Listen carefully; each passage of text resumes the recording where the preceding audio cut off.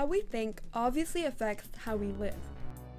And how we think is in turn affected by dominant institutions of culture and society, like religion.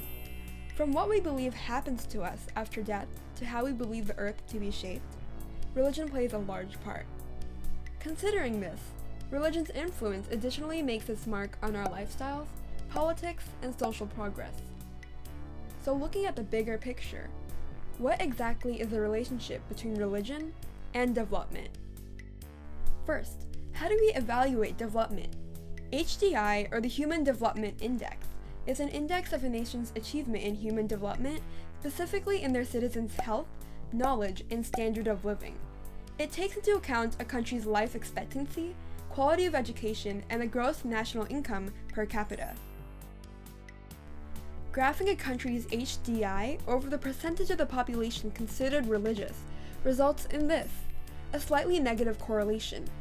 Graphing a country's per capita income against religiosity produces a similarly negative correlation. Evidently, there's a clear trend across all continents, broken only by a few countries like the US and China. Next, let's look at corruption. The Corruption Perceptions Index evaluates the level of public sector corruption on a scale of 1 to 100, the higher the number meaning the less corrupt. Again, we see a negative correlation, meaning the less religious a country is, the less corrupt it tends to be. So why does this overwhelming trend exist? Some think that religion promotes spiritualism and traditionalism, and discourages entrepreneurship and wealth creation. This leads to a difference in worldviews between people living in high-income versus low-income societies. The former values self-expression and secularism, which creates a better environment for industry and economic development, while the latter values traditionalism, authority, and survival. Economic development then leads to higher per capita incomes and lower levels of corruption. However, some believe, conversely, that people tend to become less religious as a result of increased wealth and development. As a country's population becomes more educated, more people turn to science as a means of explaining natural and psychological phenomena. Additionally, as economic development increases the value of a person's time, as you could spend that time making money, it carries with it an opportunity cost of participating in religious, time-intensive activities. Lastly, as populations urbanize, a significant aspect of economic growth, religious activities begin to compete with more popular leisure activities. But wait a minute, religion also does a lot of good for development and growth. That's true. The origins of what we know today as development can be traced back to missionary ventures and religious initiatives during colonialism.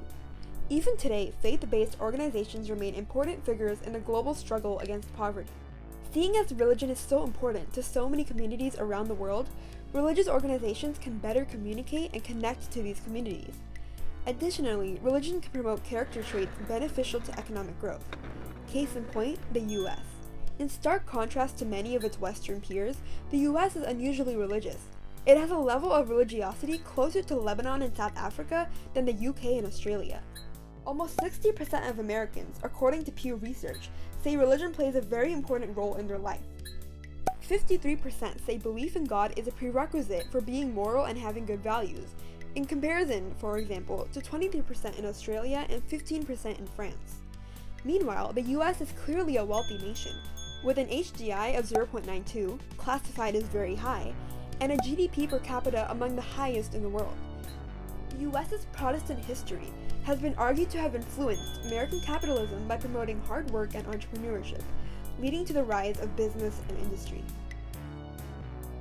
So, to conclude, we know that there definitely is a correlation between religiosity and economic development. But as even a basic intro to statistics class will tell you, correlation is not causation. We don't definitely know why such a relationship exists, but we can continue to make some guesses. Thanks for watching and subscribe for more videos.